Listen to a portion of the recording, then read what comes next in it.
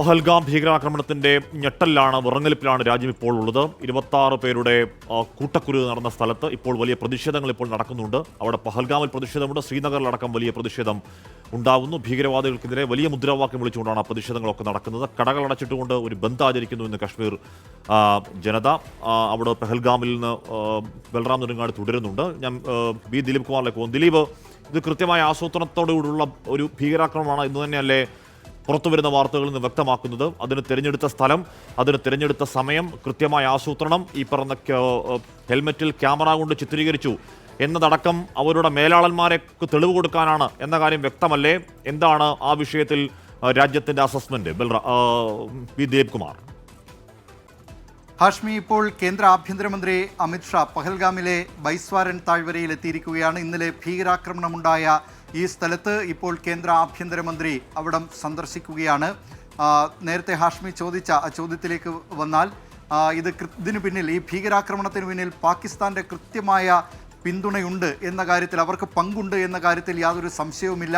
കാരണം ഭീകരാക്രമണം നടത്തിയ 4 പേരിൽ 2 പേർ പഷ്തൂൺ ഭാഷ സംസാരിക്കുന്നവരാണ്. അവർ പാകിസ്ഥാൻ സ്വദേശികളാണ്. അഫ്ഗാനിസ്ഥാനുമായി അതിർത്തി പങ്കിടുന്ന പ്രദേശത്തുള്ളവരാണ് ഈ പഷ്തൂൺ ഭാഷ സംസാരിക്കുന്നവർ. ഈ ഭീകരാക്രമണം നടത്തിയ സംഘത്തിലെ മറ്റു 2 പേർ കശ്മീർ സ്വദേശികളാണ്. ഇവരെ തിരിച്ചറിഞ്ഞിട്ടുണ്ട്. ആദിൽ, ആസിഫ് എന്നിവരാണ്. ബിജ് പ്രഹാര എന്ന് പറയുന്ന സ്ഥലത്തുള്ള ആദിൽ, ത്രാൾ എന്ന സ്ഥലത്തുള്ള ആസിഫ് എന്നിവരാണ് ഈ ഭീകരാക്രമണം നടത്തിയ സംഘത്തിൽ ഉണ്ടായിരുന്നത്. ഇവർക്ക് ഈ ബൈസ്വാരൻ താഴ്വരയിലോ അല്ലെങ്കിൽ പഹൽഗാമിലോ മറ്റാരുടെയെങ്കിലും സഹായം ലഭിച്ചിട്ടുണ്ടോ എന്നത് അന്വേഷണ സംഘം പരിശോധിച്ചുകൊണ്ടിരിക്കുകയാണ്. NIA സംഘം സ്ഥലത്തെത്തിയിട്ടുണ്ട്. ഫോറൻസിക് വിദഗ്ധരെത്തിയിട്ടുണ്ട്.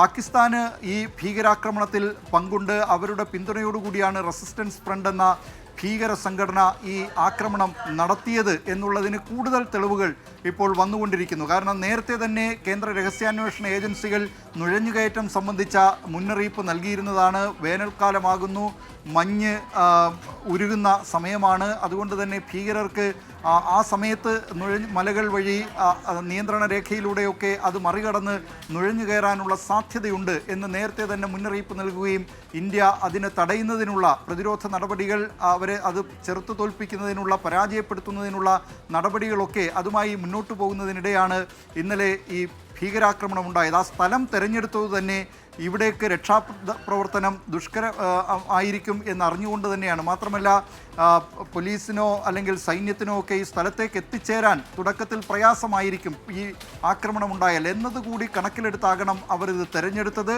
ഇവർ ഈ ദൃശ്യങ്ങളെല്ലാം, ഈ ആക്രമണം നടത്തുന്നതിൻ്റെ ദൃശ്യങ്ങൾ ചിത്രീകരിച്ചിരുന്നു. സൈനിക വേഷത്തിലെത്തിയ ഈ ഭീകരർ അവർ ധരിച്ചിരുന്ന ഹെൽമറ്റിൽ ക്യാമറയുണ്ടായിരുന്നു. അതുവഴിയാണ് ഈ ഭീകരാക്രമണത്തിൻ്റെ ദൃശ്യങ്ങൾ ചിത്രീകരിച്ചത്. ഇതുമായി ബന്ധപ്പെട്ടുകൊണ്ടുള്ള ഏറ്റവും പുതിയ വിവരം, ഈ സംഘത്തിലുണ്ടായിരുന്ന 2 പേരെ തിരിച്ചറിഞ്ഞിരിക്കുന്നു എന്നതാണ്. 2 പേരും കശ്മീർ സ്വദേശികൾ, 2 പേർ പാകിസ്ഥാനി സ്വദേശികൾ എന്നതാണ് ഇപ്പോൾ ഏറ്റവും പുതുതായി ലഭിക്കുന്ന വിവരം. മറ്റൊരു കാര്യം ഹാഷ്മി, ഇപ്പോൾ ലഭിക്കുന്ന പുതിയൊരു വിവരം, സുരക്ഷാ കാര്യങ്ങൾക്കുള്ള കേന്ദ്രമന്ത്രിസഭാ സമിതി യോഗം, വളരെ നിർണായകമായ കേന്ദ്രമന്ത്രിസഭാ സമിതിയാണ് സുരക്ഷാ കാര്യങ്ങൾക്കുള്ള കേന്ദ്രമന്ത്രിസഭാ സമിതി. ആ സമിതിയുടെ യോഗം വൈകിട്ട് 6 മണിക്ക് ഡൽഹിയിൽ ചേരും. പ്രധാനമന്ത്രി, പ്രതിരോധ മന്ത്രി രാജ്നാഥ് സിംഗ്, ആഭ്യന്തരമന്ത്രി അമിത്ഷാ, ധനകാര്യമന്ത്രി നിർമ്മല സീതാരാമൻ, ദേശീയ സുരക്ഷാ ഉപദേഷ്ടാവ് അജിത് ഡോവൽ എന്നിവരായിരിക്കും ഈ മന്ത്രിസഭാ യോഗത്തിൽ പങ്കെടുക്കുക. നിർണായകമായ തീരുമാനങ്ങളെടുക്കും. സർവകക്ഷി യോഗം ഒരുപക്ഷെ കേന്ദ്ര സർക്കാർ വിളിക്കുന്നതിനുള്ള സാധ്യതയുണ്ട്. സർവകക്ഷി യോഗം വിളിച്ച് കാര്യങ്ങൾ കേന്ദ്ര സർക്കാർ വിശദീകരിച്ചേക്കും. പ്രതിപക്ഷ നേതാക്കളെ കണ്ടും കാര്യങ്ങൾ വിശദീകരിക്കുന്നതിനുള്ള സാധ്യതയുണ്ട്. ഏതായാലും ഒരു തിരിച്ചടി എന്ന നിലയിലേക്ക് കാര്യങ്ങൾ പോകുന്നു എന്നാണ് ഏറ്റവും ഒടുവിലായി നമുക്ക് ഈ സ്ഥിതിഗതികൾ പരിശോധിക്കുമ്പോൾ മനസ്സിലാകുന്നത്. ഹാഷ്മി.